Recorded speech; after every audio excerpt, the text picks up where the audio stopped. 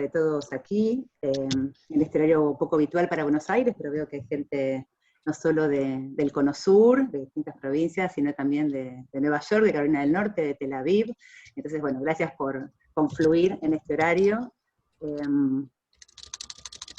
Empiezo felicitando y agradeciendo muchísimo a los compiladores, a Ranan Rein, Mariano Gruchevsky y Rodrigo Dascal por este esfuerzo enorme que hicieron, a los autores también por la paciencia, ¿no? En todos los casos. El año pasado, decíamos hace un ratito ahí en la entrada, fue un año doblemente complejo, por un lado por lo que todos ya conocemos, la pandemia complicó muchísimo todo el trabajo editorial y universitario al mismo tiempo, pero también además en la institución, en la editorial, hubo un cambio de autoridades, entonces eso también en medio del aislamiento nos atrasó en la edición de este libro, pero afortunadamente pudimos acomodarnos y tengo la suerte de mostrarles acá, creo que varios de ustedes también lo tienen, el libro en papel, que para nosotros todavía es un gran orgullo haber podido, en medio de este contexto, imprimir el libro en papel.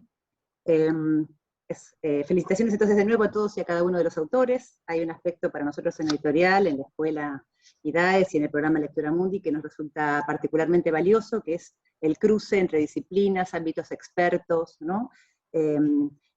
Estilos, periodismo, universidad, el ecosistema del libro, la cultura del libro, que dictadura y sociedad civil, que deporte y sociedad civil en tiempos de dictadura de alguna manera reúne muy bien, ¿no? Esa confluencia que nos gustaría seguir incentivando para la editorial de la universidad y en general para el ecosistema del libro universitario.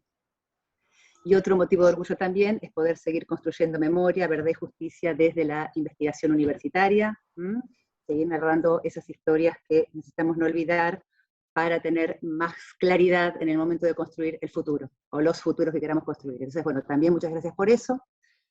Permítame una municipal, una parroquial, agradecer especialmente al equipo de la editorial, a Javier Veramendi y a Lucila Schoenfeld, que trabajaron con el manuscrito, ¿no? A María Laura Lori, la diseñadora y coordinadora general, a Agustín López, Alejandro del Valle en el equipo de administración y de ventas, a Natalie Jaraste en comunicación, que es también quien organizó la presentación y está trabajando para que el libro se difunda, y a Wanda Superman y Laura Pets, que no trabajaron en este libro, pero trabajaron muchísimo en otros y también ayudaron a que todo esto confluya, ¿no?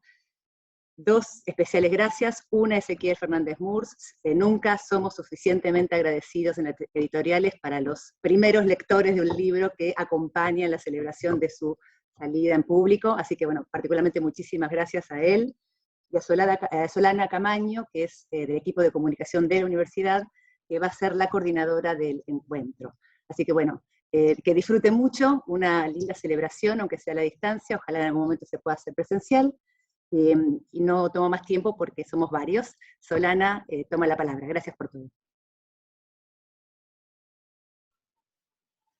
Hola, ¿cómo están? Bueno, muchas gracias Flavia, bienvenidos, bienvenidas a la presentación de Deporte y Sociedad Civil en tiempos de dictadura. Bueno, como Flavia ya lo dijo, soy Solana, trabajo en comunicación, soy además hincha de Tigre, un dato no menor en esta presentación. Y bueno, la investigación que nos reúne aquí es la ampliación y la continuación de un libro también publicado por UNSA Medita, que es Clubes de Fútbol en tiempos de dictadura. Así que si les parece vamos a dar inicio al intercambio, a la presentación de este libro que pone el foco en el cruce de estas dos pasiones, ¿no? El deporte y la política, en uno de los países tal vez más futbolizados, podríamos decir. Así que primero vamos a darle la palabra a Ranan Rein, uno de los compiladores. Él es doctor en Historia y vicepresidente de la Universidad de Tel Aviv, es autor de Peronismo, Populismo y Política, Argentina, 1943-1955, publicado en 1998. También de Entre el Abismo y la Salvación, El Pacto Franco-Perón, que se publicó en 2003, y Los Bohemios de Villa Crespo, Judíos y Fútbol en la Argentina, entre otros libros. Y bueno, compiló junto a Rodrigo y a Mariano Clubes de Fútbol en tiempos de dictadura. Así que, Ranan, la palabra es toda tuya. Gracias, Solana. Buenas tardes. Es un enorme placer para mí poder participar en esta presentación desde Tel Aviv.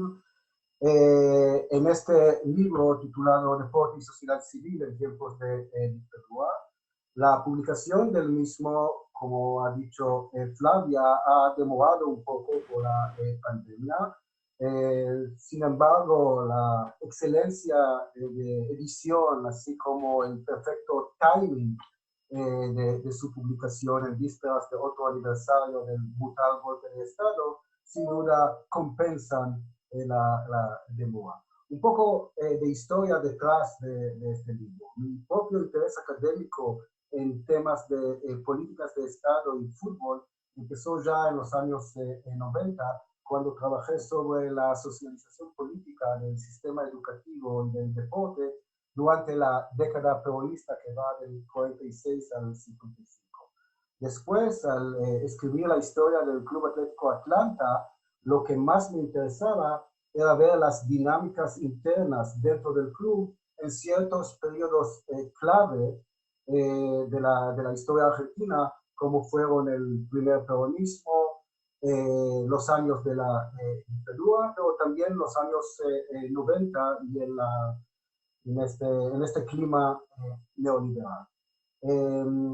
Entonces, en este momento también me quedaba bien claro que para sacar conclusiones más generales que van más allá de un caso específico, tendría que analizar lo sucedido en otros clubes. Esto necesitaba, obviamente, un trabajo de equipo con varios estudiosos, historiadores, sociólogos y otros, cada uno revisando la historia de otro club. Y el resultado han sido por ahora los siguientes libros. Primero, la cancha peronista, política y fútbol entre los años 46 y 55. Después, clubes de fútbol en tiempos de dictadura. Esta es la primera edición, ya hay una segunda. Y ahora, felizmente, el tercer libro, Deporte y Sociedad Civil en tiempos de dictadura. Los tres publicados por USAM Edita, y les puedo adelantar que con mis colegas Rodrigo Dascal y Mariano Bucheski ya estamos trabajando en un cuarto tomo dedicado a los años 90, a los años del menemismo. En todos estos libros intentamos analizar el grado de autonomía que tenían los clubes de fútbol, así como los lazos que mantenían los dirigentes de los clubes con los gobiernos de turno para asegurar los intereses específicos de cada club, y hasta qué punto la solidaridad entre los socios de un club u otro trascendía la polarización política de la sociedad en su conjunto. Mientras los distintos gobiernos intentaban manipular y usar el fútbol para sus propios fines políticos, la cancha y los clubes de fútbol han ofrecido a veces un espacio para protestas sociales y políticas, y para crear una solidaridad dentro de la comunidad imaginada del club.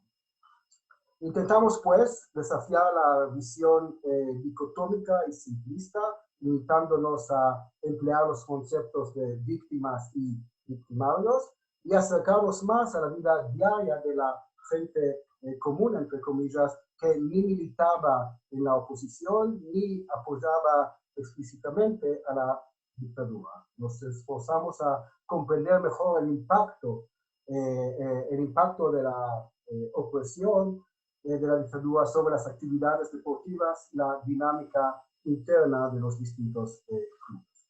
En el anterior libro escribí un capítulo sobre el Club Atlanta de Villa Crespo y su crecimiento social e institucional durante este periodo de los años 70, con mucha gente buscando un refugio de normalidad en el club. Insistí que la represión no es el elemento explicativo de todas las acciones o inacciones de los asociados del club, en el que hubo de todos, desde víctimas de la represión hasta un hijo de un genocida, el hijo del presidente Roberto Viola. Analicé el mosaico de expresiones de conformismo, indiferencia, adaptación, adhesión al régimen imperante u oposición al mismo, y las distintas estrategias de resistencia. En este libro, mis amigos Rodrigo y Mariano me pusieron en una situación delicada porque el capítulo está dedicado al rival eterno de Atlanta, el club de Chacarita Junior. Algunos amigos bohemios ya me acusaron de traición y de convertirme en funebrero. Por eso puse la banderita de Atlanta detrás, para que no se quede duda alguna con respecto a mi lealtad. De todos modos, en este capítulo, lo que más nos interesó a Darío Brenman y a mí es destacar la relación del club con el peronismo y el rol, el papel del sindicalismo en el mundo del fútbol. En el enfoque está la figura de Salvador Zuccotti, presidente de Chacarita a partir de 1974, un hombre que venía del sindicalismo peronista, que tenía un fuerte vínculo con la burocracia sindical, especialmente con el dirigente de la Unión Obrera Metalúrgica, Lorenzo Miguel. El mandato de Zuccotti abarcó los últimos meses de la presidencia de Perón, la breve presidencia de Isabel Perón y la primera parte de la dictadura militar hasta 1980. Zuccotti renunció por cuestiones de la Post, que también hizo descender a Chacarita de primera a la C. La relación de Zuccotti con Joao Avelange, presidente de la FIFA, le salvó la vida en estos momentos.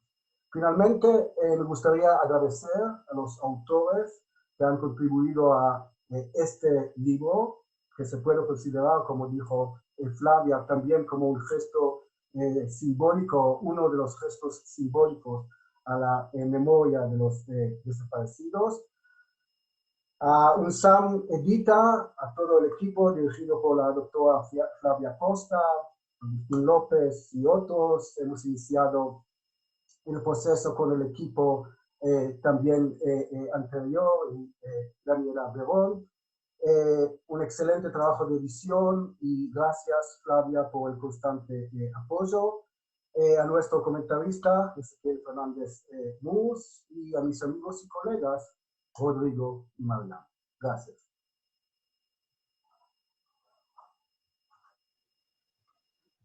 Muchas gracias, Ranan. Vamos a seguir ahora con Mariano Gruchevsky. Él es licenciado en Sociología por la Universidad de Buenos Aires, magíster en Economía Urbana por la Universidad Torcuato Di Tella. Se desempeña como docente e investigador de las Universidades Nacionales de La Plata y Lanús, y también fue uno de los compiladores de clubes de fútbol en tiempos de dictadura. Bueno, buenas tardes a todos y a todas. Una alegría cuando llega el momento de la presentación, compartir con los colegas, compiladores, con los restos de los autores, con amigos, familiares, desconocidos, gente de varias latitudes. Bueno, y un especial agradecimiento otra vez a la editorial, con la que hemos trabajado bárbaro y venimos haciendo una continua tarea que, como dijo Ranan, esperemos que siga continuando en el tiempo. Voy a ser breve, en realidad porque quiero que la mayoría de la carga de esta presentación caiga en Ezequiel, para eso lo convocamos. Yo simplemente recordaba en un momento que con un colega y maestro, podría ser a esta altura, Julio Friedenberg, no sé si está porque no logro darme cuenta, en un momento se nos ocurrió hacer un proyecto de investigación muy ambicioso, que consistía en hacer un análisis de la evolución del espectáculo futbolístico durante todo el siglo XX, aunque comienzo del siglo XXI. Y en los primeros bocetos y charlas, recuerdo que decimos, bueno, tenemos que hacer una periodización. Bien de historiador, yo como cero también tengo ese vicio, y entonces intentamos decir, bueno, muy fácil esto, hasta la década del 30, otro periodo, la década infame, después el peronismo, la dictadura militar, o sea, dijimos, no, tiene que ser la periodización la de la política. No, mejor hagamos otra, dijimos. Vamos desde la época amateur del fútbol, después vamos hasta el profesionalismo, hasta la aparición de los campeonatos nacionales. Bueno, íbamos y volvíamos todo el tiempo y no resolvíamos esa periodización. Y un poco está en el meollo del asunto, esta tensión. entre qué es lo que explica más o qué es lo que explica menos, si la política o el contexto sociopolítico o cultural, o si lo que explica es la propia lógica del fútbol o del campo futbolístico. Y un poco creo que en esa tensión está un poco uno de los objetivos del texto, ¿no? De los textos y del libro. Resolver o meterse en ese punto de tensión entre la autonomía del campo deportivo y lo que es capaz de explicar, y los vínculos con el contexto político, social y económico, que también nos echa luz sobre esos periodos, ¿no? De alguna manera podría decir que los trabajos, más allá de las cuestiones puntuales, intentan y abordan, intentan resolver o tratan de aportar a dos cuestiones que yo diría que para mí son centrales. Una es esta cuestión de cómo el fútbol o el campo del fútbol nos permite echar una mirada sobre la sociedad civil, y en ese sentido hay un aporte que me parece interesante, que es poder ver lo que sucedía con la sociedad, con una dimensión de las tantas de la sociedad civil en la época de la dictadura, que es un tema quizás no tan trabajado, últimamente se ha trabajado más, así que no vamos a caer en eso de que hemos explorado una dimensión que que no se ha trabajado. Así que por un lado está esto, pero también por otro lado, mirar el fútbol sirve para entender el fútbol o el espectáculo y sus propias lógicas, qué cosas particulares tiene y que no se explican por afuera, y que a veces nos cuesta. Y digo nos cuesta porque caemos o se puede caer mucho en la tentación esta de echarle, digamos, de pensar que el fútbol es un reflejo de la sociedad. Y la otra gran cuestión que me parece que seguimos trabajando y creo que lo logramos, perdón, la jactancia, es tratar de aportar a desnaturalizar algunas visiones sobre cada uno de los periodos que nos toca trabajar y sobre los casos, ¿no? Cuando digo naturalizar, quizás ese sea, sigo pensando, la principal aporte que quizás tenemos los sociólogos, los cientistas sociales, para ampliar un poco el campo. Esto es tratar de poner en duda ciertas afirmaciones, hacer ciertas preguntas, en el sentido de desnaturalizar. Así que bueno, espero que se hayan cumplido estos dos objetivos que son un poco lo que nos planteamos. No voy a hablar del capítulo que me tocó escribir con Tomás González Messina sobre Argentinos Juniors, porque lo voy a delegar en él, así trabajo menos y trabaja un poquito. Así que por mi parte no mucho más, volver a agradecer a todos y a todas, y la verdad que estoy muy contento. Fue un poco difícil venir hoy por el tema de la lluvia y el tráfico, me imagino que a todos le habrá pasado lo mismo, lo digo para simular de que esto sigue, la vida sigue igual y nada ha pasado. Así que bueno, gracias, y después estaré abierto a las preguntas cuando aparezcan. Muchas gracias, Mariano. Ahora nos va a compartir algunas palabras Rodrigo Dascal. Él es doctor en Sociología, investigador del Centro de Estudios del Deporte de la UNSAM. Tiene a su cargo el área de Museo, Trofeos e Historia del Club Atlético River Plate, y es secretario general de Historia de la Asociación de Fútbol Argentino. Publicó, entre otros libros, Los clubes en la ciudad de Buenos Aires, 1932-1945, Clubes Argentinos, Debates sobre un modelo, con Verónica Moreira, en 2017, y también compiló Clubes de Fútbol en tiempos de dictadura. Bueno, buenas tardes a todas y a todos. Comienzo diciendo un par de cositas menores. No voy a repetir todo lo que dijeron Radán y Mariano, adhiero a eso, pero no vamos a aburrirlos y aburrirlas con eso. Más allá de todas digamos, nuestras presentaciones personales, lo que sí digo es que hay un plan, ¿no? Siempre es mejor tener un plan, aún en una presentación. Tenemos un plan. Ese plan indicaba, que hablábamos Mariano y yo, que íbamos a hablar probablemente de cosas muy parecidas. Entonces lo que decidimos un poco con cierta lógica es que yo comente un poquito de qué trata mi artículo y qué escribí en el libro.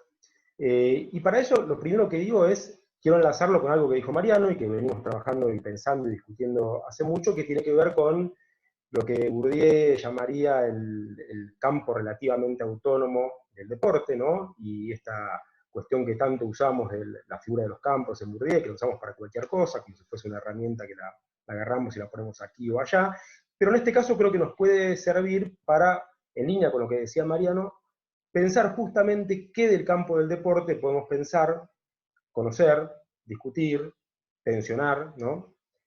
Sin necesariamente dar grandes afirmaciones, sino poniéndolas en discusión. Bueno, desde ese punto de vista, hay una cuestión que yo trabajo, yo podría empezar haciendo este breve comentario también, diciendo que uno de los entrevistados que tuve para el artículo me dijo, yo escuchar en la cancha de excursionistas durante el proceso que se cantaba ni yanquis ni marxistas, excursionistas, ¿no? Y yo me reía cuando me contaba eso, ¿no? De la adaptación de la frase política al fútbol, pero quería tomar para empezar uno de los dos cuestiones que yo trabajo en el artículo sobre excursionistas, que tiene que ver con el tema del predio, ¿no? de excursionistas.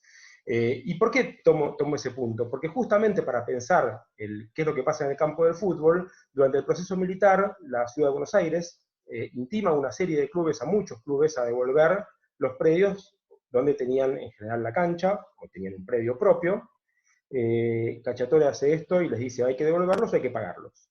Y ante esa situación hay toda una movida de los clubes, yo trabajo, repito, sobre excursionistas, pero por ejemplo Marcos Mele, que después va a hablar sobre el caso de Sportivo Barracas, cuenta una situación similar. Bueno, Sportivo Barracas pierde su cancha, y ahí termino, pero excursionistas no. Entonces uno de los principales tópicos que tomo en el texto del libro es qué pasó con la movilización interna que hay en excursionistas cuando recibe la intimación para devolver la cancha que, vamos a decirlo porque no todos ni todas tienen por qué saberlo, está situada desde hace muchos años en una de las zonas más caras de la Ciudad de Buenos Aires, ¿no? Donde el metro cuadrado valía fortunas y vale más fortuna ahora todavía. Entonces ahí aparece la política interna del club, cómo juntan el dinero, cómo empiezan a pagar, dejan de pagar, los problemas que tienen, las figuras políticas del presidente de ese momento, que se llamaba Janowski, que tenía una cinería, una empresa en la esquina, otras figuras políticas como otro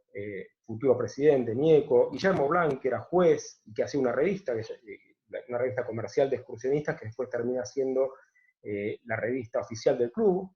Y cuento lo de la revista porque es una de las fuentes que utilizo, y también la discusión en el artículo tiene que ver con que esta revista y este presidente de excursionistas, como fue Blanc, plantean toda una discusión al interior del club respecto de en qué convertir a excursionistas, ¿no? Y la consigna es un club con fútbol, ¿no? Para tratar de decir que hay que crecer junto al barrio, que el barrio está creciendo y cambiando, y que el club tiene que dejar de ser un club de fútbol para ser un club con fútbol y otras actividades. Bueno, trabajo un poquito toda esta discusión, la transformación interna, los deportes que aparecen, que desaparecen, y el segundo punto, además de este primero del predio, es la cuestión del desalojo de la villa, la llamada villa del Bajo Belgrano, que 2 meses antes del Mundial, en un operativo y que tenía que ver con un plan que venía de la época de Onganía, el gobierno del proceso desaloja a las familias que vivían alrededor de la cancha,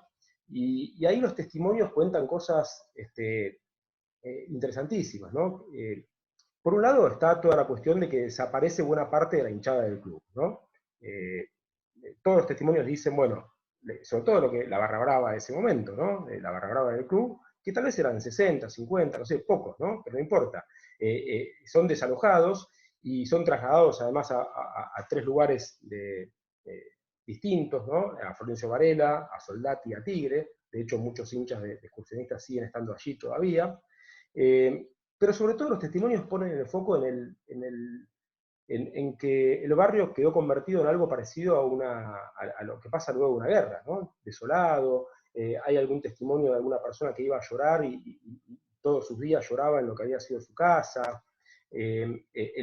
Todo lo que significó terrenos que tenían mucha relación, por ejemplo, con los hipódromos que había habido en el lugar, con los estudios, y lo que pasó cuando vinieron los años de plomo, con la dictadura, y el cambio, digamos, de lo que significó también en términos de la identidad del club, ¿no? Y aquí hay toda una discusión sobre la identidad que implica para excursionistas el vínculo con el club, y qué club quiere ser, qué club era y qué club quería ser en el futuro. Bueno, en el medio también aparecen en el artículo algunos otros personajes vinculados a la política, como Raúl Padró, un puntero del barrio que muchos conocerán, que tuvo cierto peso en el club. Otro que se llamaba Carrozo, que también tenía bastante peso, Dante Ullo, Pedro Querido, un puntero radical. Aparece Caloy, ¿no? Nuestro querido Caloy para algunos, dibujando en la revista Excursionistas y haciendo alocuciones respecto del club también. En fin, un poco el artículo va por estos dos carriles y después desemboca un poco en lo que es el fin de la dictadura y la apertura democrática, donde aparecen desde recitales y actos de abuelas y madres de Plaza de Mayo, hasta partidos políticos y situaciones que ocurren con algún que otro militar de la época, aunque no hubo mucha injerencia militar en el club, por lo menos no se detecta en todo lo que trabajé eso. Y finalmente la apertura democrática, y también incluso qué rol jugó algún sector de la hinchada en ese cúmulo de relaciones en el barrio, que incluían, por ejemplo, a Dante Ullo, otro militante peronista de la época, que si bien no era una figura central, también estaba relacionado alrededor de las unidades básicas que había en el barrio y en el proceso de transformación del barrio. Así que bueno, yo quería contarles un poquito todo esto. Pido disculpas por el autobombo del artículo, pero ese era el plan, teníamos un plan, que era contarles un poquito de qué se trata el libro, ya hablamos un poquito de las cuestiones más generales, así que espero poder haber sido cortito en la locución, y por supuesto están todos invitados a leer no solamente mi artículo, sino el resto de los artículos que realmente me parece, lo digo, aunque quede mal que lo diga yo, vale la pena. Muchas gracias.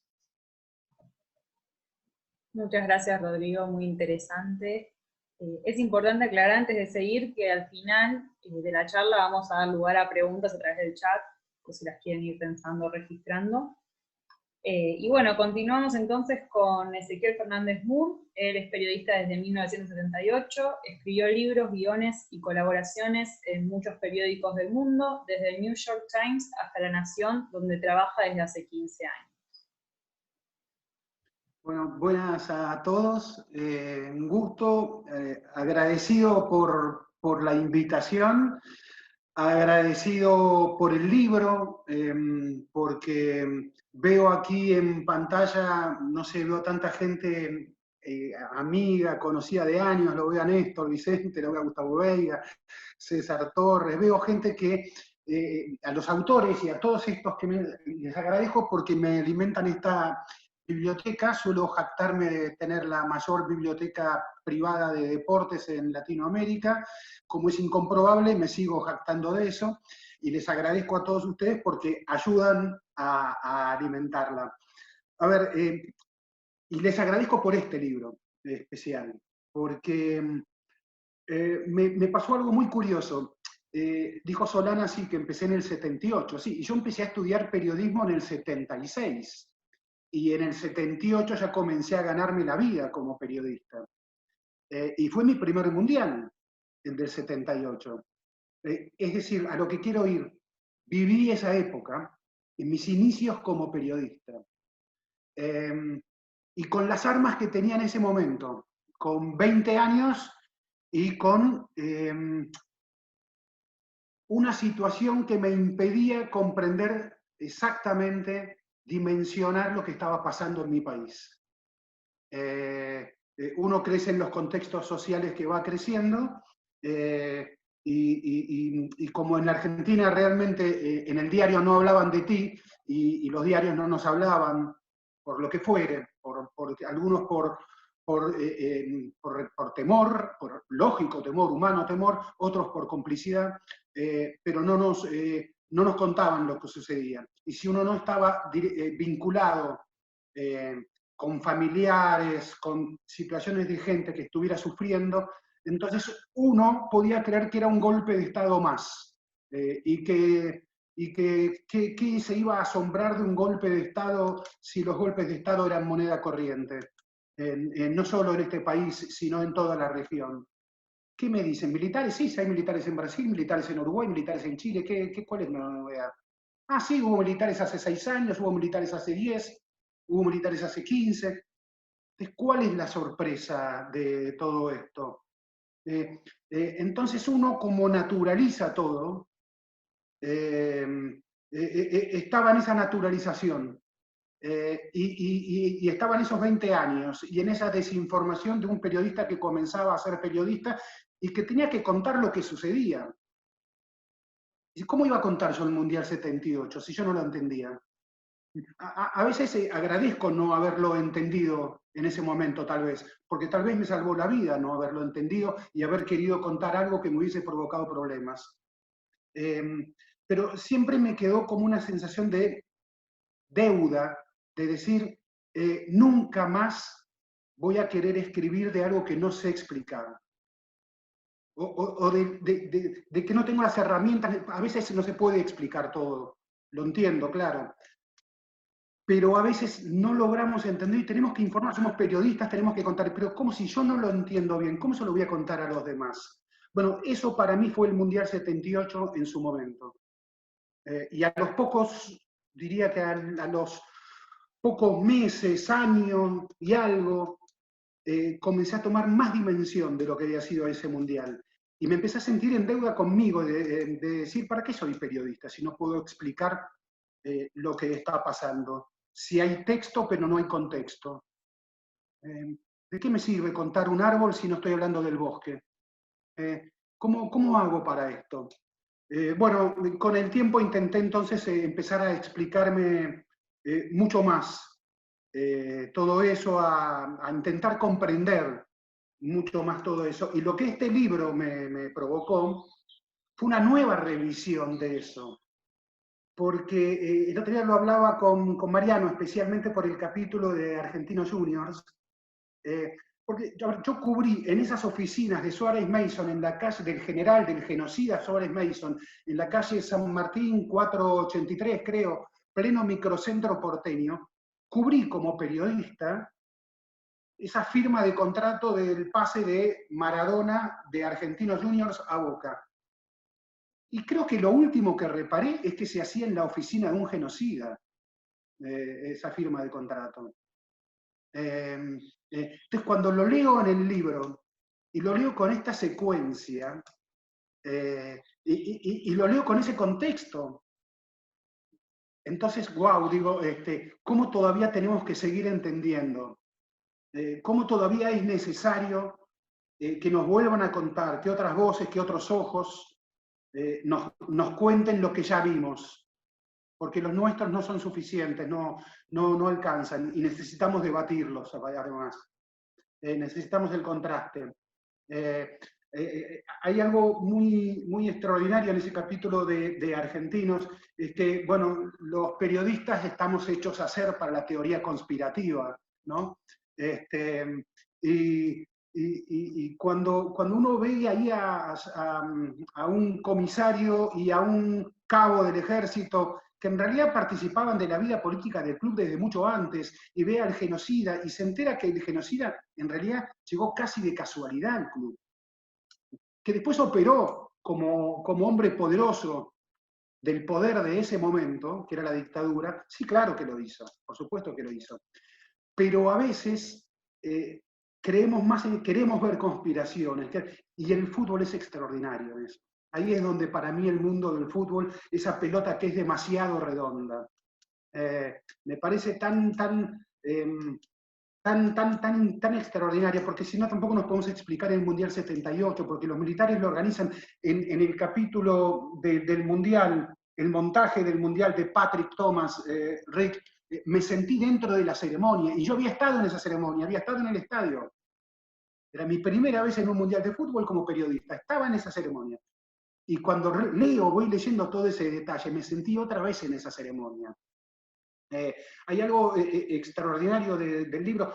Digo también mi debilidad por el texto que escribió Pablo Aguirre sobre Defensor Sporting, porque tiene una calidad ese texto, aprecio mucho la escritura y me gustó mucho cómo ese texto estaba escrito, lo quiero elogiar también ese texto especialmente.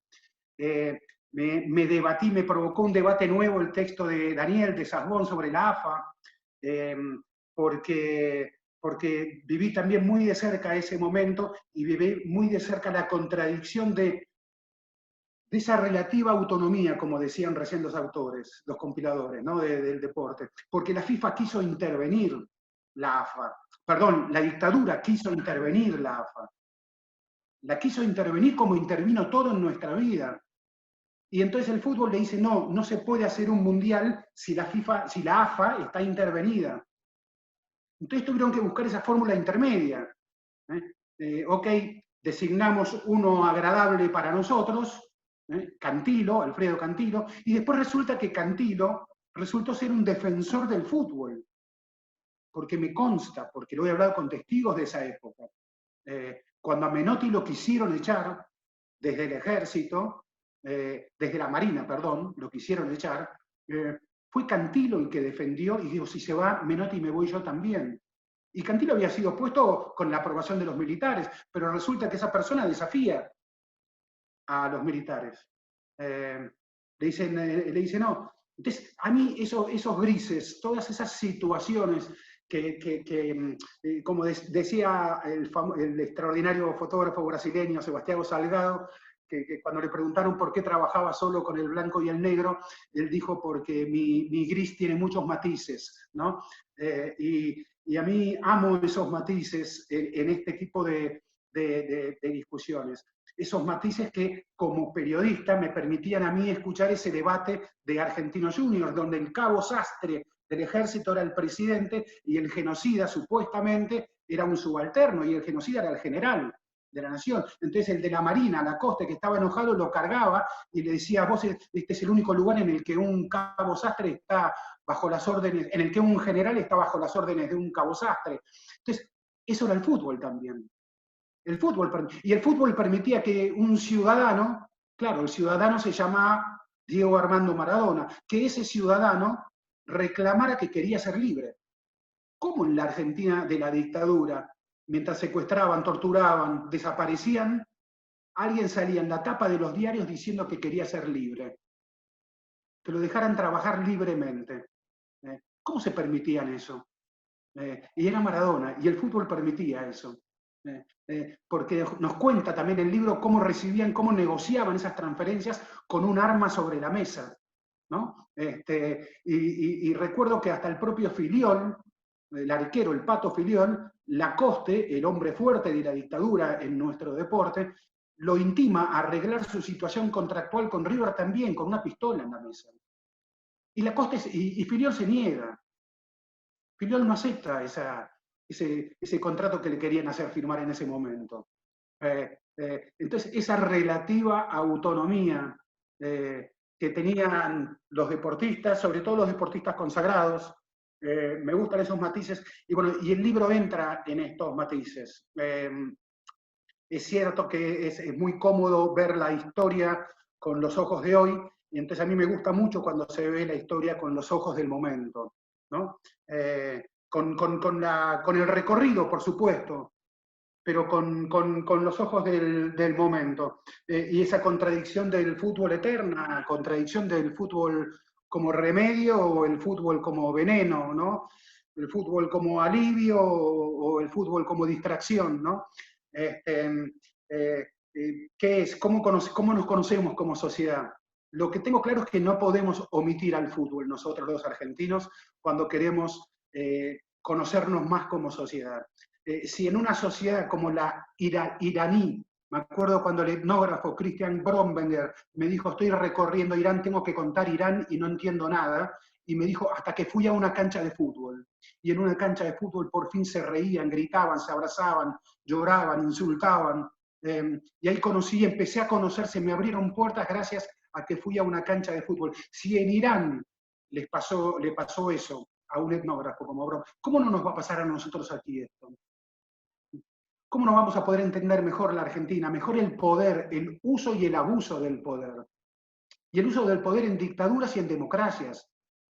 Ese uso obsceno que suele tener el poder. Claro, es más brutal en la dictadura. Y es más brutal, y por eso a veces es más complejo de contar en su momento, pero no se puede contar en su momento. Pero aunque pasen 45 años, como estamos pasando justo en este momento, bienvenido. Entonces me enteré que se atrasó un tiempo esto por la pandemia. ¿Qué es ese tiempito de la pandemia después de 45 años, ¿no? ¿Qué es el tiempo? Así que yo agradezco muchísimo a los autores la invitación. Invito a leer el libro porque nos invita a esto, a entender la complejidad de los vínculos entre el fútbol y el poder. Muchas gracias a los autores y a todos.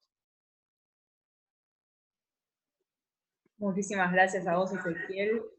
Si les parece, vamos a escuchar a algunos de los autores de los artículos del libro, empezando por Gustavo Veiga.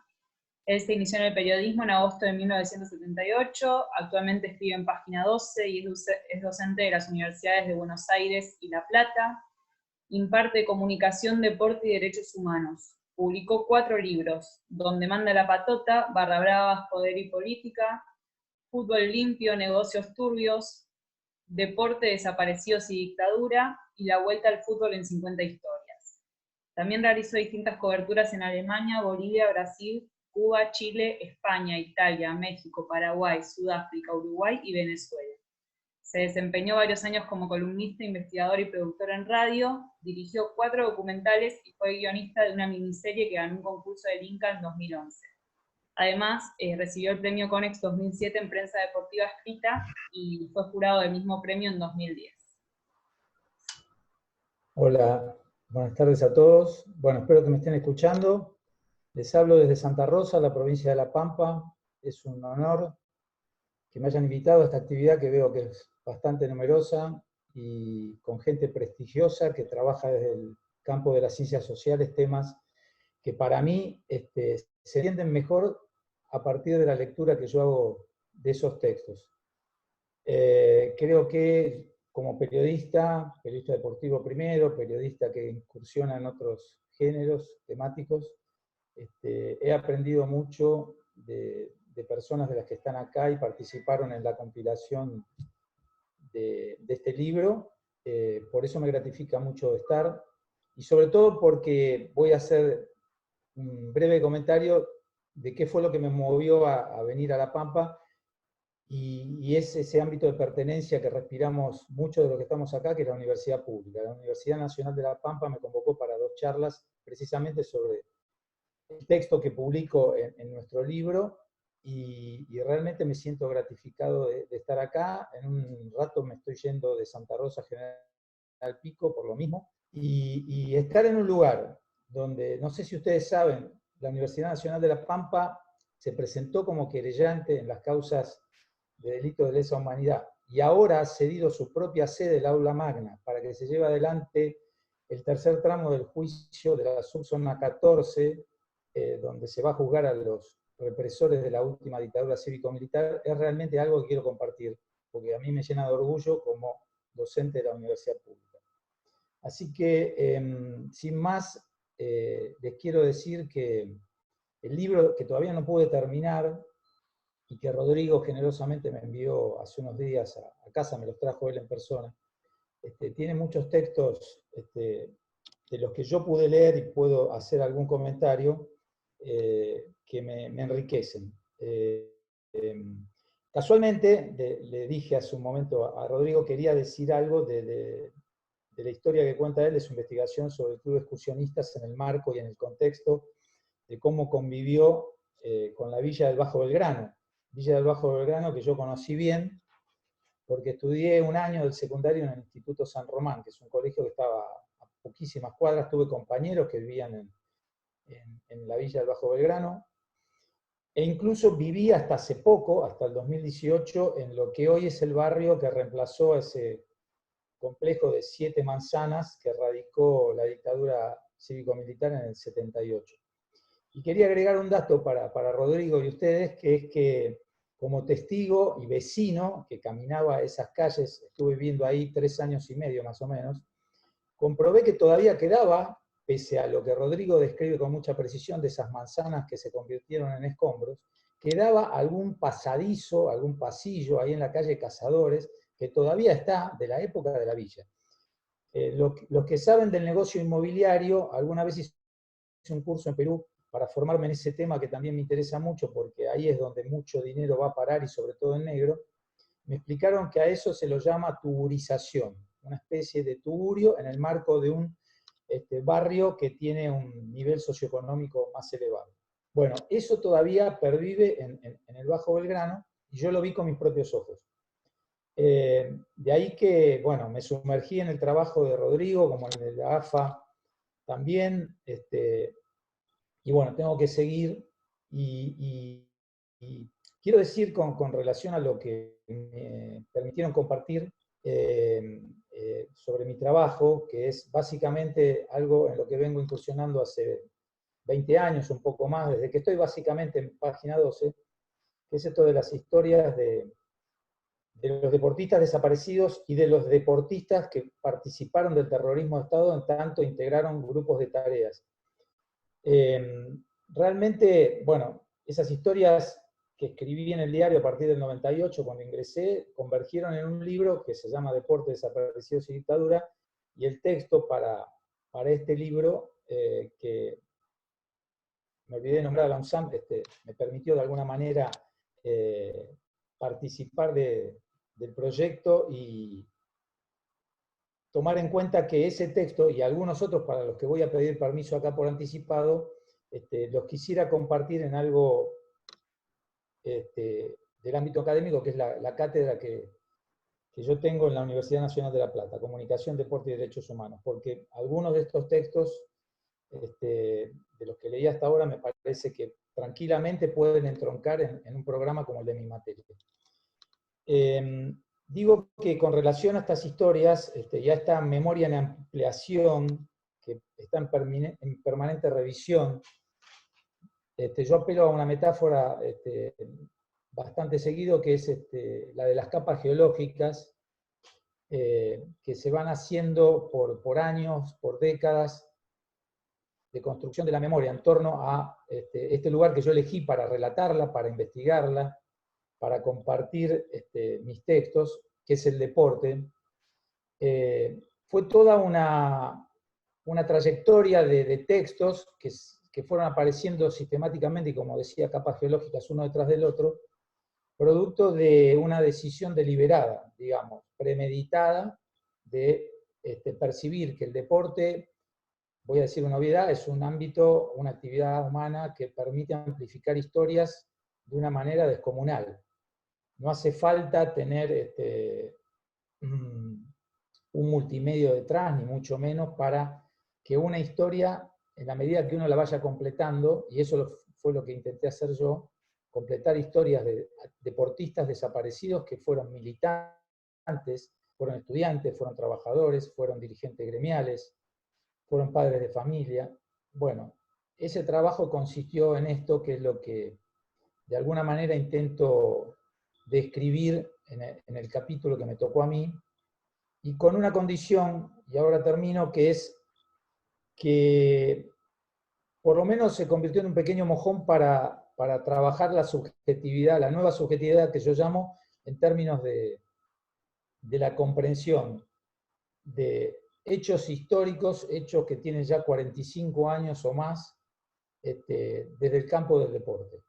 Y solamente habiendo podido procesar ese trabajo en el que cooperaron conmigo muchos colegas, compañeros, un amigo como Ezequiel, por ejemplo, que escribió una de las historias para el libro, porque digo, es un libro coral, está expresado y condensado en el texto de nuestro trabajo, Deporte y Sociedad Civil en Tiempos de Dictadura. Y de alguna manera no podía escribir otra cosa que no fuera esa, porque mis saberes son limitados en materia de análisis del deporte, desde la sociología o desde otros campos, y creo que encontré mi lugar en el mundo, convergiendo o haciendo una simbiosis entre el ámbito académico y el ámbito periodístico, que, bueno, al día de hoy me ha llevado por muchos lugares y me ha permitido, inclusive, que estas historias que están en el libro se proyectaran al campo audiovisual, que se convirtieran en documentales, que se convirtieran en trabajos que realmente me representan mucho. Así que, bueno, eso era lo que quería decir, y les agradezco el espacio y los minutos que me dieron para compartir con ustedes este momento. Muchas gracias, Gustavo. Vamos a seguir con Daniel Bernardo Safón. Él es profesor y doctor en Historia por la Universidad de Buenos Aires y magíster en Ciencias Sociales con orientación en Sociología por Flaxo. Es docente concursado en varias universidades nacionales, Buenos Aires, La Plata y Jaureche. Ha formado parte de varios proyectos de investigación acreditados, forma parte del Centro de Estudios de Deportes de la UNSAM y ha publicado diversos artículos sobre la historia intelectual europea y argentina, así como la historia social del deporte, en particular durante la década peronista. También participó de numerosos congresos y encuentros académicos y fue asesor de la Secretaría de Cultura y del Programa de las Naciones Unidas para el Desarrollo. Bien, gracias Solana, y bueno, saludos, me pliego a los saludos y agradecimientos de rigor. En mi caso particular agradezco a los compiladores, a Ranán, a Mariano y a Rodrigo. En parte pago un poco mi falta del volumen anterior, donde me habían ofrecido estar y no pude en cuestiones menores, como la tesis y esas cosas, pero me alegro de haber podido sumarme en este caso. Agradezco también las palabras de Ezequiel, que mencionó mi trabajo recién, y Gustavo, un orgullo realmente que haya sido, bueno, que haya generado algún tipo de interés. Y yo quiero decir 2 o 3 cosas, una más en general y otra particularmente sobre el trabajo mío, pero en realidad están ligadas. A mí me parece, digamos, que el atractivo que pueden tener obras como esta es que en función de esta ya repetida, ¿no? Lo mencionaba Ranán, Mariano, lo mencionamos varias veces, y en general siempre lo mencionamos, esta idea de la autonomía relativa del campo del deporte. Rodrigo citó a Bourdieu al respecto. Bueno, en función de esa autonomía relativa, digamos, donde las 2 palabras son fuertes, la relatividad y la autonomía, bueno, en función de esto, los trabajos sobre este tipo de objetos hablan de los 2 campos, de los 2 espacios a la vez, tanto del propio espacio deportivo, futbolístico, etcétera, como de la sociedad, del momento histórico en el cual tuvo lugar, en este caso, la dictadura del 76. Entonces, digo que me parece que una de las cosas que tratamos de hacer, creo que todos, por lo menos hablo en mi caso, pero creo que es algo compartido viendo el libro, es que no solamente analizamos y entendemos mejor cómo funciona bueno, el Mundial de Fútbol, o un club en particular, o en mi caso la AFA, sino que al mismo tiempo podemos tener una imagen un poco más compleja, un poco más variada, con más grises, como decía recién Ezequiel, sobre ese objeto que es la propia dictadura. Porque, bueno, por diferentes razones, este tipo de experiencias históricas tan traumáticas como lo que fue la dictadura, en principio dejan lugar a la idea de totalidad, ¿no? A la idea de algo monocromático, ¿no? La dictadura, y por supuesto es algo, no hace falta que repitamos aquí con qué está cargado, con qué sentido se está cargado esa experiencia. Pero cuando uno empieza a analizarlo desde estos costados, ¿no? Cuando empieza a analizarlo, bueno, al mismo tiempo que pasaban todas las cosas que sabemos que pasaban, había lo que podemos llamar cierto grado de normalidad, en el sentido de prácticas deportivas, eventos, los clubes contrataban jugadores o técnicos, realizaban actividades regulares. Bueno, todo eso también es la dictadura, o también tuvo que ver con esa experiencia. Y diríamos, sin esa, llamémosle con las comillas que haga falta, sin esa normalidad, hubiera sido imposible que perdurara en el tiempo, como perduró, y tuviera el éxito que tuvo en sus objetivos. Con esto quiero decir simplemente que me parece que este tipo de experiencias colectivas, de trabajos colectivos, contribuyen, repito lo que decía antes, no solamente a conocer mejor el funcionamiento del terreno deportivo, sino también el del propio funcionamiento de etapas históricas como esta. Muy brevemente, para referir al trabajo que tuve a mi cargo, yo trabajé sobre la Asociación de Fútbol Argentino, la AFA, desde un aspecto un poco recortado. En mi trabajo, un poco quizás excesivamente es mi estilo, tomo mis recaudos al principio, digo esto es un trabajo incipiente, etc., pero en buena medida lo hago en función de lo que comentó recién Ezequiel, y es que yo trabajo básicamente sobre las fuentes escritas, sobre las memorias y balances.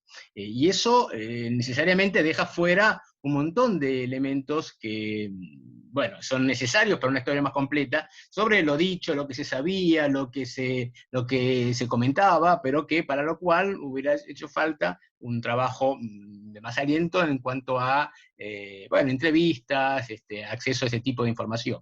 En mi caso, yo me basé fundamentalmente en las memorias de la AFA, y en, por supuesto, bibliografía, que ya hay bastante, algunas de ellas de los coautores del trabajo, del libro, perdón, que han escrito desde el periodismo, desde la historia, algunos aportes. Entonces, analizando esas memorias y balances de la AFA durante la dictadura, me interesó ver algunas cuestiones que, para resumir aquí en este breve tiempo, diría, son fundamentalmente de 2 o 3 elementos. Por un lado, cuánta presencia hay de esa transformación política, siguiendo lo que mencionaba antes Mariano, ¿no? Bueno, ¿hace falta pensar a la AFA durante la dictadura? Uno no hace la AFA durante todos los gobiernos. ¿Hay algo en la experiencia dictatorial que deja una marca dentro de la historia de la AFA? Bueno, encontramos que sí, que hay algunas cosas, efectivamente, como decía Ezequiel, no fue intervenida, pero también es cierto que hubo cambios, fuertes en términos de su composición de poder, ¿no? Digamos, hay un presidente que deja de estar, hay otro que empieza a aparecer, ese tipo de marcas me pareció interesante analizarla, repito, siempre en función de lo que llamaríamos la historia oficial de la propia entidad, ¿no? Las memorias y balances que son su registro oficial. En ese sentido me pareció interesante ver un elemento que no hace falta que me explicite demasiado, que es el surgimiento de la figura de Julio Grondona, que justamente tiene lugar en el marco de esta etapa, y ahí lo que me pareció interesante, que traté de mostrar un poco en el final del trabajo, es cuánto debe la figura de Grondona a ese marco en el cual tiene origen, digamos, la génesis, su liderazgo, y cuánto también a lo que sería la propia dinámica interna de la institución que, bueno, tenía bastantes precedentes anteriores, y de alguna manera continúa, aunque con algunas diferencias, un poco de las cuales él fue responsable, porque hay un cambio. Digamos que en la historia de la AFA, en algún sentido, es tanto más importante los cambios que produce la propia figura de Grondona que el marco de la experiencia dictatorial. En ese sentido, creo que ahí hay un tema que debería ser en todo caso desarrollado más adelante, pero que para lo cual este trabajo puede ser un primer aporte. Después, como también mencionaba Ezequiel, el episodio, y ligándose bastante con el trabajo de Mariano sobre Argentinos Juniors, el episodio Maradona, ¿no? La venta frustrada de Maradona en 1980, y lo que llamo ahí en el trabajo la patrimonialización de los jugadores de fútbol, que tiene que ver con esta idea de la AFA de proteger a los jugadores como una especie de recurso escaso, no renovable, el fútbol nacional, y para lo cual entonces esto supone efectivamente un problema de tipo de puja de intereses entre el club que quiere vender, el jugador que quiere un mejor contrato, y la institución, la AFA, que quiere preservarlo en función de las expectativas del Mundial de España 82. Bueno, eso me parece que puede dar también un elemento interesante, porque en el fondo de lo que se habla ahí, aunque no lo trabajo tanto en este artículo, es de la imagen de nación, ¿no? La relación entre el fútbol y la nacionalidad argentina en un contexto de un gobierno que, como todos sabemos, hizo bastantes esfuerzos para presentar como tantos otros, ¿no? Como presentar sus intereses como ligados a la defensa de lo colectivo, lo nacional, ¿no? El Mundial 78 como un espacio de demostración de la pujanza de la Argentina nueva, que viene a reemplazar a la Argentina de la etapa anterior. En ese sentido, la selección nacional de fútbol tenía un espacio muy relevante. Por otro lado, me pareció también interesante trabajar aquí lo que sería el episodio del Mundial, y ese lugar subsidiario que tiene la AFA con respecto a la organización del Mundial, ya que esta organización terminó siendo a cargo de una entidad oficial, entidad gubernamental, como es el ente autárquico Mundial 78. Lo cual supone en la práctica, en los hechos, una virtual intervención, en la medida en que ese evento para el cual la AFA se viene preparando tanto desde antes de del golpe, termina siendo algo organizado, usufructuado por una entidad ajena. Entonces, en definitiva, creo que la lectura de este tipo de fuentes, la lectura de este tipo de trabajos, como decía antes, tiene una utilidad en cuanto al conocimiento más acabado de lo que fue la dinámica propia de una institución y las relaciones siempre complejas con el poder político, pero al mismo tiempo también creo que en alguna medida pueden contribuir a un conocimiento más acabado de lo que fue el funcionamiento de la sociedad en términos más generales durante esta etapa. Así que bueno, eso por mi lado, y nuevamente agradeciendo las lecturas y los comentarios de los participantes del encuentro. Si alguien tiene alguna pregunta, después podemos desarrollarla mejor. Saludos. Muchas gracias, Daniel. Ahora nos va a compartir su mirada Pablo Aguirre. Él es investigador de la historia del fútbol amateur en Uruguay, en especial del viejo River Plate. Expuso sobre esta institución en la Facultad de Humanidades de Montevideo en 2015 y 2017. Comenzó escribiendo en el portal Vice Sport de España y México, y desde 2017 hasta la actualidad en la revista Túnel de Uruguay. Actualmente trabaja la historia del Club Atlético River Plate. En 2018 publicó su primer libro, Un fútbol de leyenda, sobre la historia de los títulos de Uruguay en este deporte. Buenas tardes a todos. ¿Me escuchan bien? ¿Sí? Bueno, un placer estar de este lado de la orilla del Río de la Plata. Soy argentino, para los que no me conocen. Soy nacido en Quilmes y bueno, vine muy chiquito hacia el Uruguay por temas familiares. Y bueno, primero agradecer la oportunidad, principalmente a Mariano y a Rodrigo, a quienes conozco personalmente, y también a Renan, por algunos mails con los que nos fuimos trabajando este artículo. Bueno, el fútbol uruguayo es como una gran telenovela, se basa siempre sobre dos protagonistas, como en el caso de Nacional y Peñarol y Nacional, hay que manejar bien el manual para no quedar mal con nadie, y después los demás clubes actúan como una especie de actores de reparto, de esta especie de tragedia que vivimos a veces, como es el fútbol, de la manera en que lo tomamos. Estoy hablándolo siempre desde el punto de vista deportivo, ¿no? Después, desde el punto de vista social, aquí los clubes de fútbol de primera división principalmente, desde el punto de vista social, están, desde mi punto de vista por lo menos, bastante en deuda con la sociedad, en el aspecto de que no manejan diferentes actividades culturales, sociales, para devolver esa pasión que la gente demuestra los fines de semana en el fútbol. No devuelve actividades para lo que es esa masa social que existe en cada uno de los clubes. Un aspecto que, por ejemplo, en Argentina, sé que de alguna manera, desde un quincho, una biblioteca, el patín artístico, lo que sea, tratan los clubes de diversificar su actividad cultural hacia lo que es la sociedad. En el Uruguay, principalmente, los clubes de fútbol son clubes de fútbol, para el equipo del domingo del fin de semana. Después, sí, por supuesto, hay clubes que en el Uruguay que dedican su creación para cumplir todos esos fines. Entonces es muy prolífica la cantidad de clubes que hay en el Uruguay, pero siempre cada uno sobre una actividad en específico, ¿no? Tanto sea el básquetbol o el voleibol, o diferentes actividades o clubes de lectura. Entonces, con ese panorama donde hay un fútbol que es tan grande, con tanta historia, sobre todo también a nivel de lo que es la selección uruguaya de fútbol, romper ese molde fue algo muy diferente, muy difícil. Desde la instauración del profesionalismo en 1932, un año fue de Argentina, y a raíz de que el fútbol argentino se profesionalizó, ningún equipo que no sean esos dos, Nacional y Peñarol y Nacional, pudieron ganar un solo torneo uruguayo. Entonces llegar a 1976 y que Defensor obtenga ese torneo fue una digamos que marcó mucho lo que es la historia del fútbol uruguayo.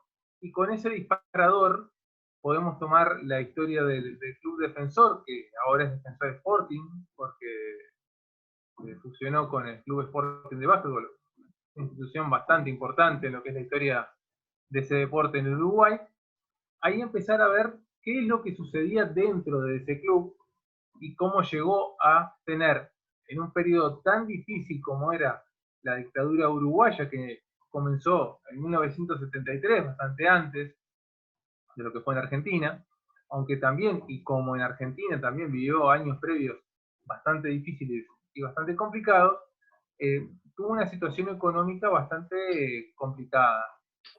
Y el Club Defensor, como se cuenta un poco en el artículo, no era ni un club que estuviera asignado solamente por personas que resistieran a la dictadura, ni también que estuviera exenta de personas que estuvieran ligadas a la dictadura. Como buena composición social que era el Club Defensor, tenía un poquito de todo. Y también sabían convivir y tenían también sus problemas. El artículo, cuando se planteó, tenía también una idea que no pudimos terminar de completar, que era también un testimonio sobre que un dirigente de Defensor pudiera ser localizado como torturador. Como no pudimos obtener profundamente ese testimonio, no pudimos incluirlo también en lo que es el artículo, porque hubiera sido también bastante esclarecedor y también muy, muy válido para lo que es este trabajo, ¿no? Así que bueno, no contar con eso también nos quitó un poco una pata a la silla que estábamos fabricando con el artículo. Después señalar, sí, la gran obra que pudieron hacer a pesar de esos años, cómo el Estado también interviene en el fútbol, tapando algunos agujeros que son propios de los clubes de fútbol uruguayo, y hoy en día Defensor, después que quedó fusionado con Sporting, es un club, desde el punto de vista social, un club modelo, porque sí incluye muchísimas actividades que los demás clubes, incluso los grandes, no pudieron desarrollar. O sea, al día de hoy, en pleno siglo XXI, los clubes no logran desarrollar una tarea social para lo que es la sociedad montevideana, por lo menos, de lo que es el fútbol uruguayo. Así que bueno, los invito a leer el artículo. Les agradezco nuevamente la oportunidad, un placer también conocer a todos, y bueno, quedamos a las órdenes. Muchas gracias, Pablo. Vamos a seguir con Tomás González Mesina, es licenciado en Historia por la Universidad de Buenos Aires y dirige el Departamento de Historia de la Asociación Atlética Argentinos Juniors desde 2016. Se especializa en Historia del siglo XX y se encuentra enfocado en el estudio de los clubes deportivos, su importancia e influencia en la Argentina contemporánea y el papel de sus personajes más sobresalientes.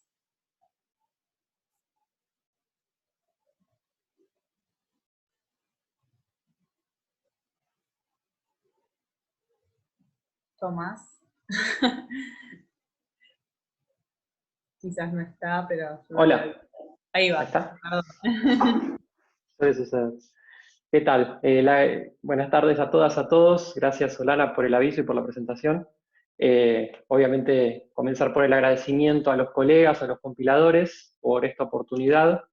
El artículo sobre Argentinos Juniors, sobre el cual ya algunos de los que me antecedieron en la palabra han hablado, lo encaramos junto con Mariano Gruszewski, conscientes de que nos metíamos con un periodo muy candente de un club que él y yo conocemos muy bien. Que personalmente, como yo soy un hijo de la democracia, hubo algo que a mí me sorprendió muchísimo y que no hace al contenido del artículo en sí mismo. Que a pesar de los años de políticas de memoria, verdad y justicia y reparación que venimos desandando en la Argentina, y de ser un club propio de un barrio, de una comunidad en donde abundan los espacios de militancia que bregan por estas causas, muchos asuntos de los que nos encontramos y de los que ustedes podrán inferir si no conocen mucho la realidad del club, muchos de los asuntos que trabajamos siguen siendo secretos a voces sobre los que cuesta mucho que quienes vivieron esos años se pronuncien abiertamente. En buena medida porque algunos de los personajes, obviamente no los vinculados con la represión, pero algunos otros que estaban en segundas o terceras líneas siguen vinculados al club de alguna u otra manera. Pero a mí me ha llamado mucho la atención, personalmente, cuando hicimos la investigación, que hay algo de miedo y resquemor con un tufillo, aquella frase por entonces omnipresente del "no te metas", que sigue revoloteando por Juan Agustín García y Boyacá. Y podríamos pensar esto en línea con lo que planteaba Ezequiel Fernández Murs en la apertura. A pesar de eso, a pesar de estas complejidades y de estos desafíos, pudimos reconstruir de forma bastante acabada lo que fueron los años decisivos en la historia del club. Porque desde entonces y para siempre, la historia de la institución queda vinculada con la imagen de Diego Armando Maradona, quien obviamente ya salió en la conversación y a quien yo personalmente me animo a presentar como el deportista individual más decisivo en la historia de cualquier club en la República Argentina. Por esa época, Argentinos pasó de ser un club relativamente intrascendente, que ahí vagaba por la primera división, a concitar la atención de todo el país, de la mano de su estrella. Y yendo a otro de los desafíos que tuvimos, fue que no pudimos contar con muchas de las fuentes de carácter oficial del club, de estas que componen la historia oficial de las entidades a las que hacía referencia hace un rato Daniel Sassbaum.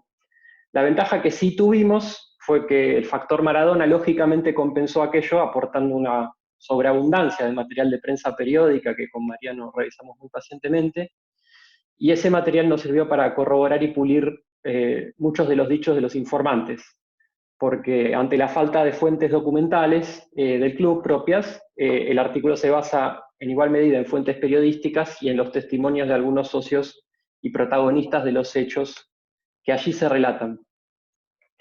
Y después, como lo marca el título, hay otra figura insoslayable, además de la de Maradona en aquellos años en el club, que es la de Carlos Guillermo Suárez Mason. Volviendo a esta idea del inicio, es difícil que muchos socios del club hablen abiertamente del tema. Aquellos que tal vez tenían más información optaron por colaborar, pero de forma anónima. Y con lo cual encontrar el rastro y reconstruir el involucramiento que tuvo en el club fue un desafío. Pero paradójicamente encontramos referencias a él en todos lados. Yo quiero ser muy breve, quiero invitarlos a que lean el artículo, a que lo descubran por ustedes mismos, porque también hay una caracterización que en otras épocas sobre todo se hizo de forma automática entre el club y este personaje tan polémico que fue Suárez Mason, este genocida, pero creemos que el esfuerzo que hicimos con Mariano fue para atentar contra este sentido común, como él dijo en la apertura, ¿no? Para desmontar este sentido común construido en torno al vínculo entre Argentinos Juniors, Suárez Mason, etc.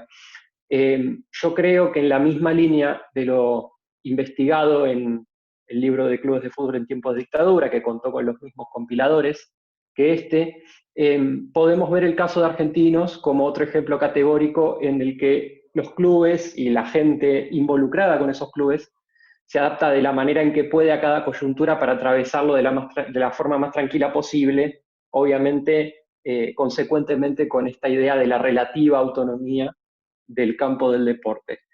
Y por supuesto en línea con lo que decía el doctor Rain en el inicio.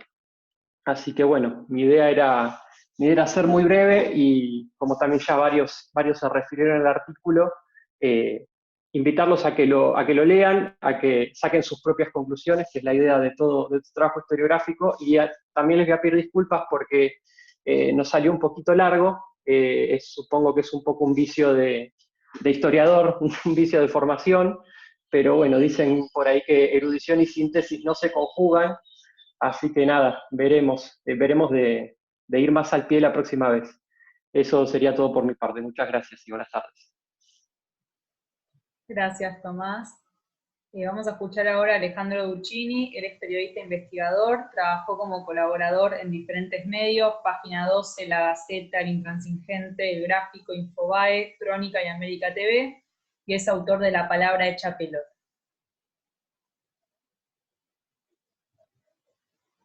No se escucha, Ale. ¿Ahora se escucha? Sí, ahora sí. ¿Qué tal? Buenas tardes. Hola Solana, ya hemos hablado hace unos días. Primero que nada, quiero agradecer a Ranan, a Rodrigo y a Mariano por esta posibilidad, esta oportunidad de escribir.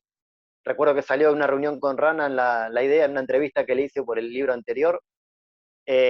También quiero decir que me siento halagado de participar con gente como Gustavo Veiga y todos, pero a Gustavo es a quien más conozco, así que es a quien más puedo elogiar.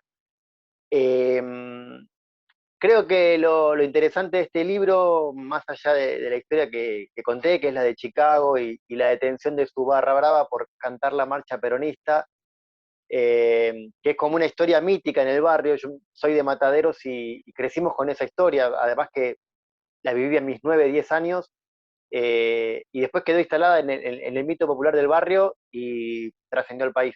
Sin embargo, lo más destacable de deporte y sociedad civil en tiempos de dictadura es el hecho de seguir recordando a más de 40 años del golpe y de toda esa etapa negra del país, que haya muchos historiadores, periodistas interesados en recordar y también en leer estas historias, que no se terminan, que como alguien dijo también siempre se renuevan porque siempre hay nuevos conocimientos, y como destacaba Ezequiel al principio, que también es importante saber ubicarlas en el contexto.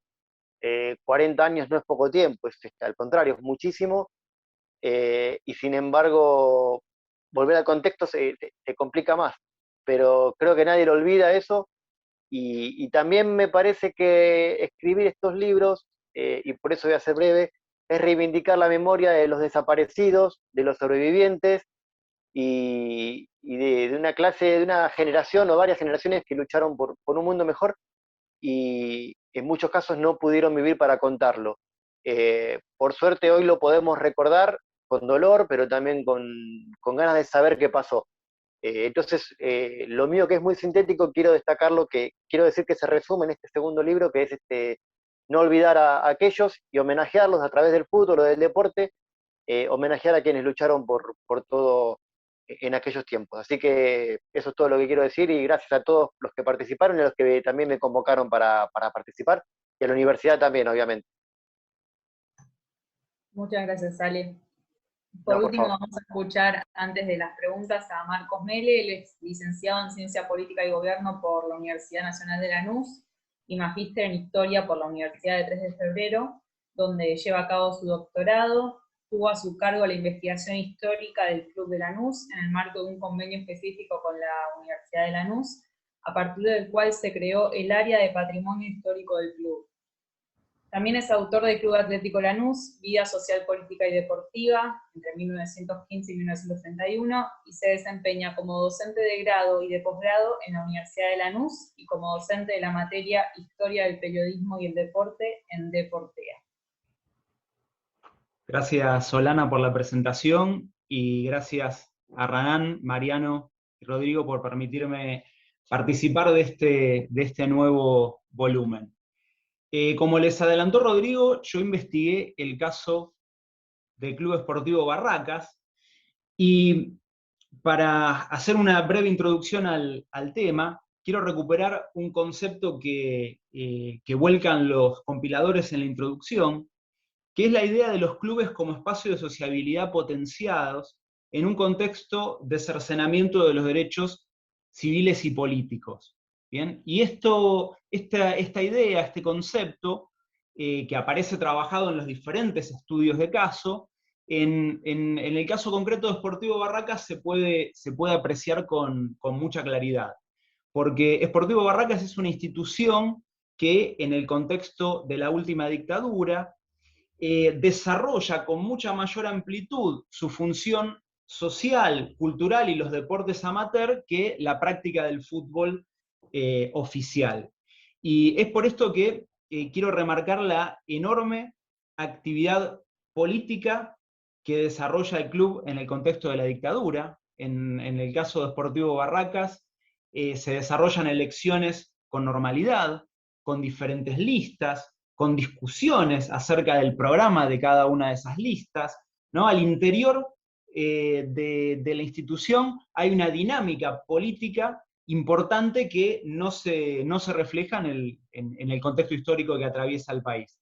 En el mismo sentido, también remarcar la importante organización de actividades sociales y culturales, ¿no? En todo el contexto de la última dictadura, en Sportivo Barracas abunda la organización de festivales folclóricos, celebración de fechas patrias, toda la actividad que gira en torno al natatorio, ¿no? Es un club con una intensa actividad social y política. El segundo aspecto que quiero remarcar del artículo que escribí es algo que les adelantaba Rodrigo, y tiene que ver con el problema del estadio propio. Como ustedes sabrán, Sportivo Barracas es una institución de un peso muy, muy importante en el periodo del fútbol amateur en la Argentina. En el año 1920 inaugura el estadio, o uno de los estadios más importantes del país, en un contexto de construcción o consolidación del espectáculo futbolístico. Y con la irrupción del profesionalismo, Sportivo Barracas ingresa en un declive institucional que se va a ver reflejado en el año 1937 con su desafiliación de la AFA y la pérdida del histórico estadio ubicado en las calles Siriarte y Luzuriaga. Avanzando en el tiempo, cuando Sportivo Barracas celebra sus bodas de oro en el año 1963, y de la mano de los vínculos políticos con el gobierno de Arturo Illia, comienza a reflotar la idea del regreso de Sportivo Barracas a los torneos de AFA, hecho que se consuma en el año 1967 con su reafiliación en la Primera D. Esa reafiliación trae como problema inmediato a resolver la necesidad de contar con un estadio propio. Y a partir de diferentes gestiones que la institución realiza con la empresa Ferrocarriles Argentinos, puede obtener el préstamo de un predio que se va a cristalizar años más tarde en el tercer gobierno peronista con la sanción de la ley 21.146, que le otorga a Sportivo Barracas el predio para construir su estadio, y le brinda un plazo de 10 años para la realización de las obras que esto amerita. ¿Cuál es el problema que gira en torno a la última dictadura? El problema que se suscita es que en el año 1979, 5 años después de la ley 21.146, el Poder Ejecutivo Nacional interviene en el caso de Sportivo Barracas, se deroga la ley que le otorgaba el predio, y con ello podemos decir, se echan por tierra los importantes avances que el club había realizado con un esfuerzo económico denodado para poder finalmente volver a tener un estadio propio.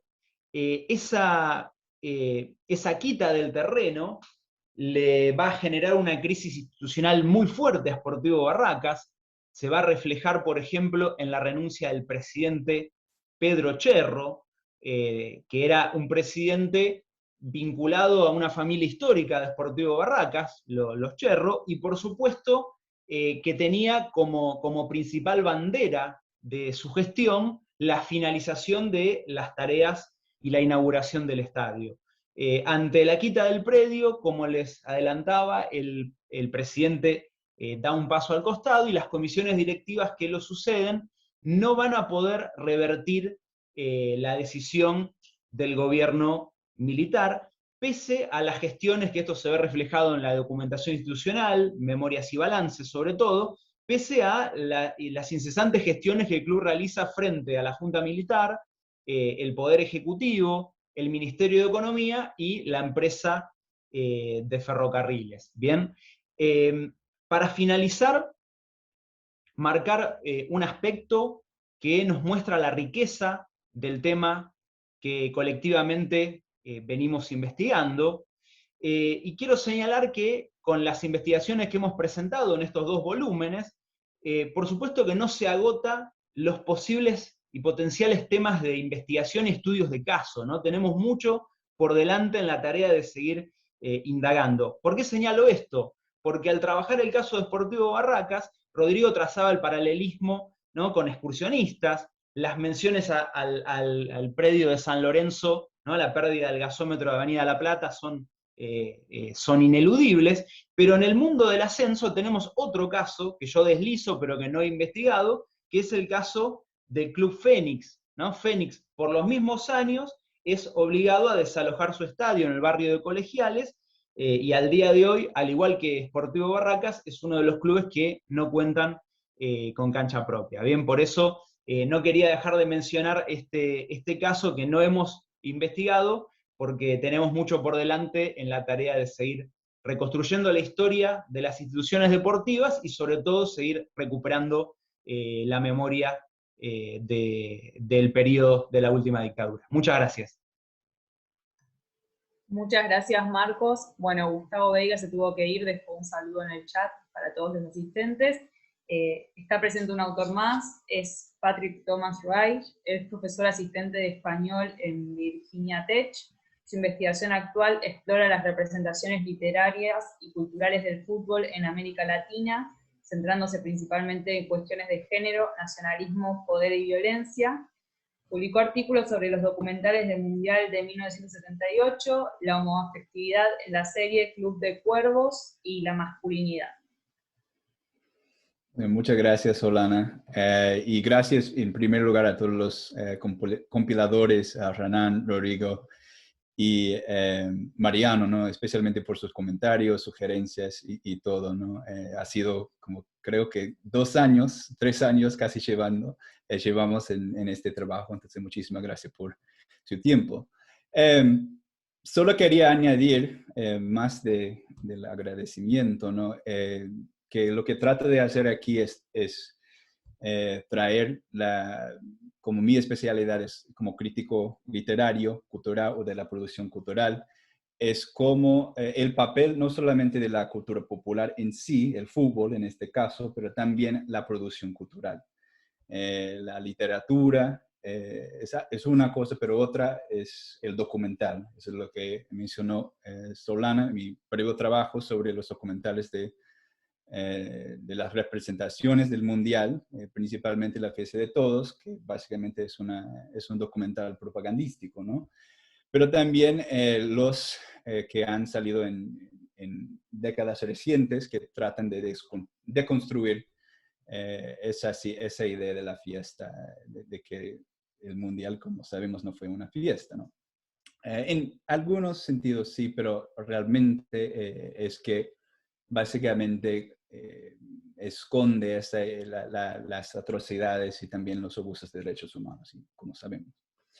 Pero lo que posibilita este trabajo para mí, y creo que fue interesante lo que dijo Ezequiel antes, no sé, en cuanto a la presencia o presenciar en el estadio, en las tribunas, ¿no?, es experimentar la inauguración, ¿no?, experimentar el juego en sí, ¿no? Y es una cosa eso, ¿no? Pero otro es ver o cómo es proyectado desde los medios de comunicación. Y es lo que vemos aquí, es lo que trato de hacer en mi análisis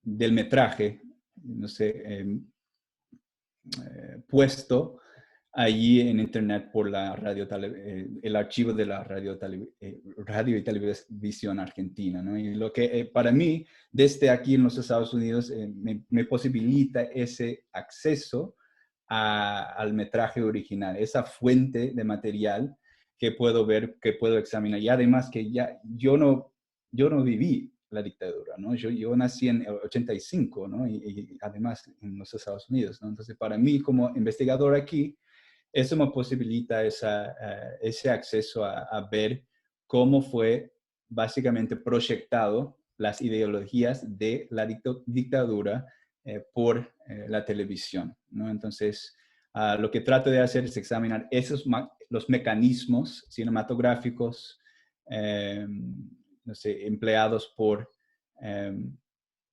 la radio y televisión, ¿no? Entonces, y cómo fortalecen esa ideología de la dictadura, ¿no? Entonces, les invito a leer el capítulo y muchísimas gracias otra vez a todos y tengo ganas de... No he tenido la oportunidad de leer todos los artículos hasta ahora, pero tengo muchas ganas de leer los demás.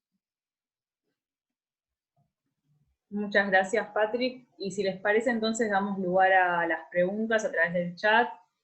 Si quieren pueden aclarar si va dirigida a alguno de los oradores en particular, y así nos vamos ordenando. Bien, empiezo con la primera. Reconociendo que los clubes subsistieron a la dictadura, porque se seguía votando para la elección de sus autoridades, y en términos actuales de pandemia, donde los clubes bancaron por medio de las ollas populares en momentos críticos. ¿Qué opinión nos pueden expresar sobre las sociedades anónimas que querían instalar en la época del macrismo? Pregunta abierta para los compiladores.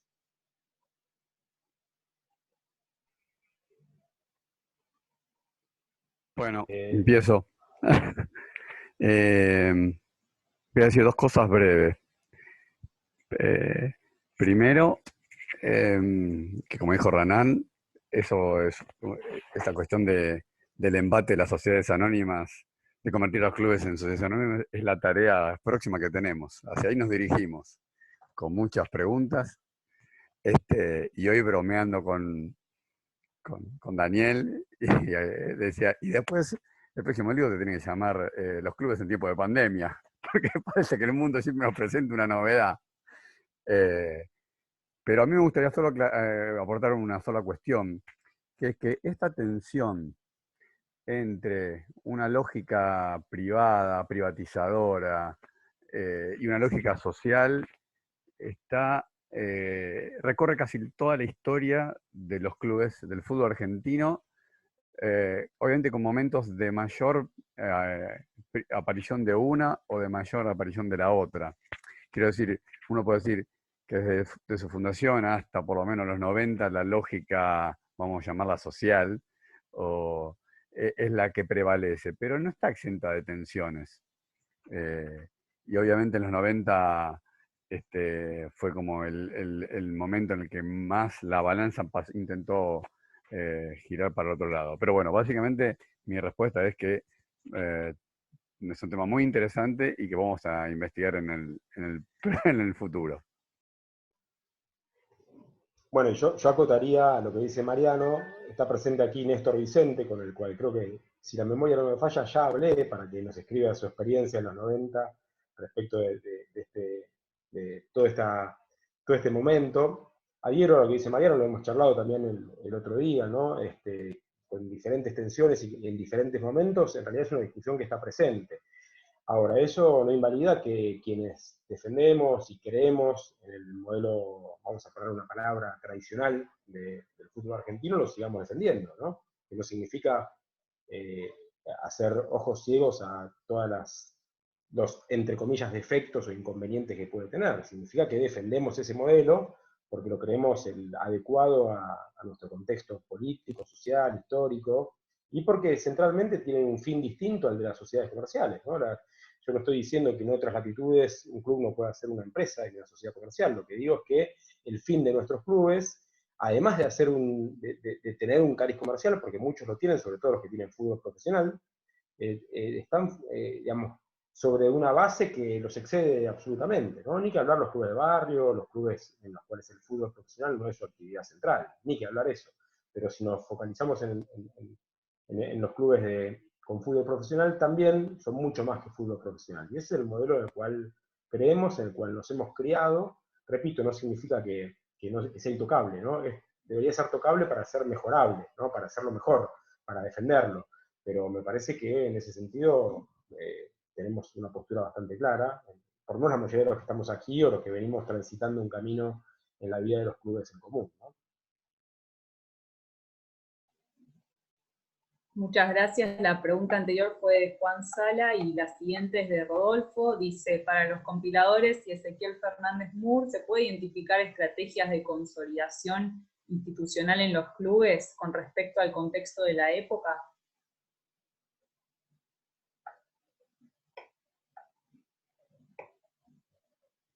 Ezequiel, ¿querés contestar?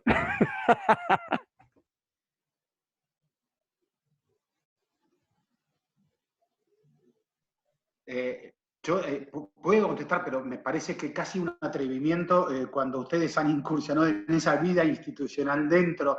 Yo lo único que puedo decir es periodísticamente, porque siempre hay me gusta diferenciar eso, es mucho más profundo y serio. Nosotros escribimos en general artículos, notas, a veces escribimos libros, pero una cosa es una nota que se evapora en horas o en una semana y otra cosa es un trabajo profundo que lleva semanas, meses y años de investigación. Y yo soy tengo un profundo respeto hacia ese tipo de trabajos. Entonces, por eso digo que me parece un poco caradura que yo lo diga. Entonces, con esa limitación periodística, no, yo quiero decir solo que la estrategia de consolidación me parece que es la del salvavidas, es la del a ver, si el gobierno era conservador, y bueno, el conservador abre puertas. Si el gobierno político, digo, ¿no? Era radical, el radical abre puertas. Si el gobierno era peronista, el peronista abre puertas. Y si era una dictadura, si era un gobierno militar, el militar abre puertas. Me parece que esa acomodación que han tenido los clubes a los tiempos políticos del país, permitió muchísimo de esa sobrevivencia. Yo no me puedo explicar sino el fenómeno de un siglo de sobrevivencia en un país que arrasó con muchísimas de sus instituciones y que ha tenido tantos altibajos económicos. La verdad que no lo puedo, creo, y no lo digo como una cuestión crítica, lo digo como una forma de resiliencia que han tenido los clubes y esa forma de defender siempre la institución, de defender siempre el club, con lo debatible que tiene esto a veces, pero hay algo del capítulo que hacen de argentinos, donde se describe a Suárez Mason como, pero en el club, textual, y uso la expresión porque es textual, un hijo de puta, pero un dandy. En el club, un dandy. ¿No? Esa diferencia, esa posibilidad de decisión de un genocida con que en el club era un dandy, con todo lo debatible que tiene, me parece que tal vez explica parte de esta pregunta. Yo solo quisiera agregar una afirmación que trabajamos varias veces cuando trabajamos estos temas con nuestros estudiantes y que tratamos de desmontar esa frase de que los políticos usan a los clubes para. Y siempre planteamos, bueno, si uno mira 100 años, como dijo Ezequiel, pareciera que fueron los clubes los que usaron. Si hubo alguien que fue usado, fue al revés. Y obviamente, claro, la capacidad adaptativa me parece sumamente importante como estrategia de consolidación.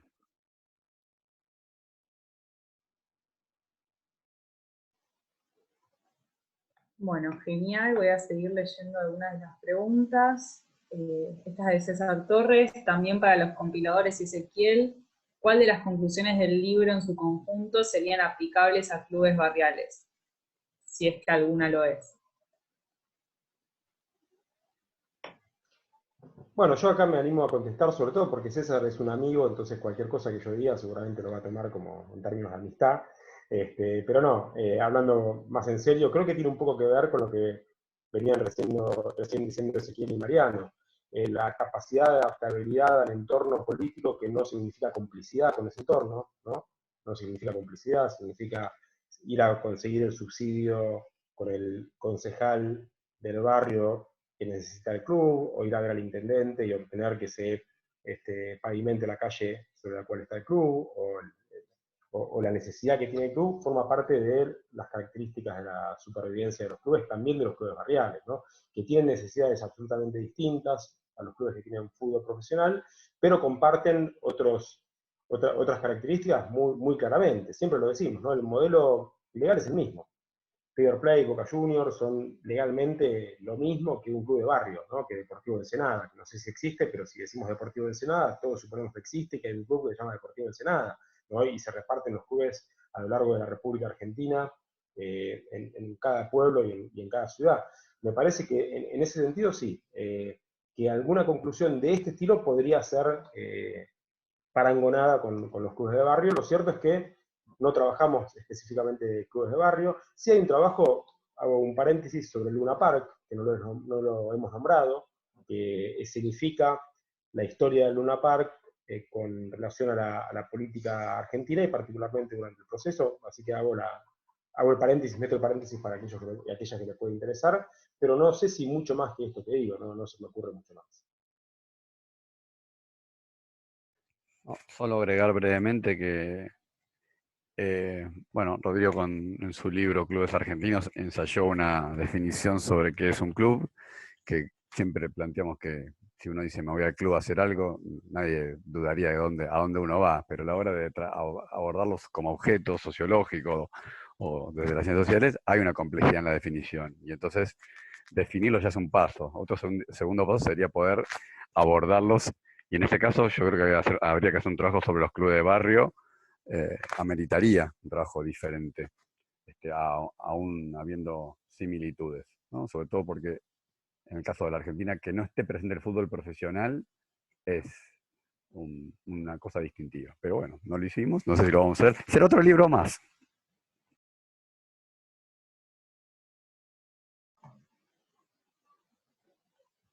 Bueno, voy a leer la última pregunta y vamos a ir cerrando. Es para Ezequiel y pregunta acerca de su opinión respecto al abogado Cantilo, presidente de la AFA, que aquí se deslizó como hombre de fútbol. ¿Era el presidente o una figura decorativa porque el que manejaba a gusto la AFA era Lacoste? Y la otra pregunta tiene que ver con la pérdida de predios, si era un tema de fútbol o si se interponía con el proyecto de ciudad que tenía el brigadier Cacciatore.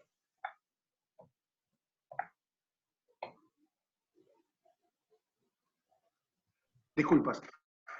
Respondo a la primera, que es de la que puedo tener una opinión, porque viví muy de cerca esa etapa. Cantilo no era la primera opción, querían poner un militar primero ahí en la AFA, pero como Cantilo tenía cercanía con los militares, claramente fue sugerido, pero a su vez pertenecía a la AFA, tenía cercanía a la AFA por Vélez Sarsfield, entonces tenía ahí una doble afinidad. A los militares les caía bien y para el fútbol era un hombre nuestro. Entonces el fútbol tomó como que casi como un triunfo que fuera Cantilo y no una figura exclusivamente impuesta por los militares. Y es cierto, Lacoste manejó todo lo que era el Mundial 78. Ahora, lo que es dentro, no de la AFA, sino de la selección de fútbol de Argentina, ahí Cantilo mandó a Lacoste. Ahí me consta por diversas situaciones, diversos conflictos que hubo, decisiones que quiso imponer Lacoste, desde lugares de entrenamiento hasta rivales con los que se jugaban partidos en la previa del Mundial, y me consta que por lo menos 2 o 3 veces Cantilo le dijo a Lacoste, si esto no es así yo me voy y renuncio, y bueno, y ganaba Cantilo, y bueno, y propias palabras de Menotti y de jugadores que le agradecen a Cantilo esa defensa de la selección, porque hay que recordar, hay que situarse en el momento. Menotti era afiliado al Partido Comunista, Menotti no estaba bien visto por un sector del ejército, por un sector de ejército y también de marina. En ese momento el técnico favorito era Juan Carlos Lorenzo, el Toto Lorenzo de Boca Juniors. Hubo claramente una gestión para sacarlo a Menotti meses antes del Mundial, porque aparte los resultados del equipo no eran los mejores en algunos partidos de preparación, y esa gestión fracasó por pura y exclusiva obra del señor Cantilo. Por eso a mí, digo, me gustan ver los grises. Digo, bueno, ¿cómo se reconoce eso? Pero lo puso la dictadura, defendió al fútbol. ¿Cómo se bueno, a mí me gusta analizarlo eso, me gustan esos grises, me agrada contarlos esos grises. Entonces, por eso puedo decir que con esa complejidad, Cantilo para la selección argentina, para ese proyecto de una selección que quería completar un proceso de trabajo, y digo la palabra proceso deliberadamente porque no quiero que se me adueñen otros de una palabra hermosa. La palabra proceso es una palabra hermosa, y a la dictadura le digo dictadura. Ese proceso de trabajo de la selección tuvo como a Cantilo como un valor importante. Esto no lo estoy diciendo exactamente yo con mi, sino es testimonio de los propios protagonistas. La segunda... ¿Puedo complementar una cosita? Si breve lo que decís. Y contestar también la segunda, porque ahí tenés más autoridad vos.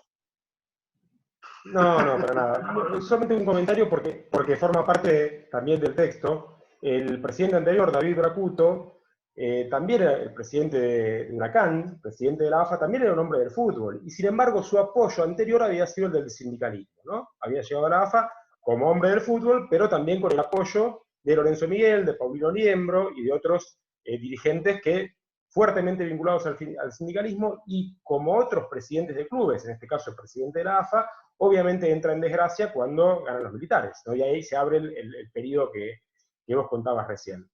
No, y con respecto a la segunda pregunta, yo no soy capaz de responder porque no conozco el tema. Sí sé que, digamos, por los que han estudiado, que la época de Cacciatore implicó un montón de cambios en términos de políticas urbanas para la ciudad de Buenos Aires, y sí he visto que esta idea de quitarle a un montón de predios de la ciudad su predio, o que lo paguen, no es quitárselo, es quitarlo o que lo abonen. No solamente pasa con Excursio o con Fénix, sino también pasa con clubes de la zona norte, por ejemplo, que son todos intimados a pagar el predio o devolverlo. No sé hasta dónde eso forma parte de una lógica de transformación urbana o una lógica económica financiera, ¿no? La ciudad quería hacerse del terreno o hacerse del dinero del terreno, ¿no? No tengo mucho más que decir sobre ese punto.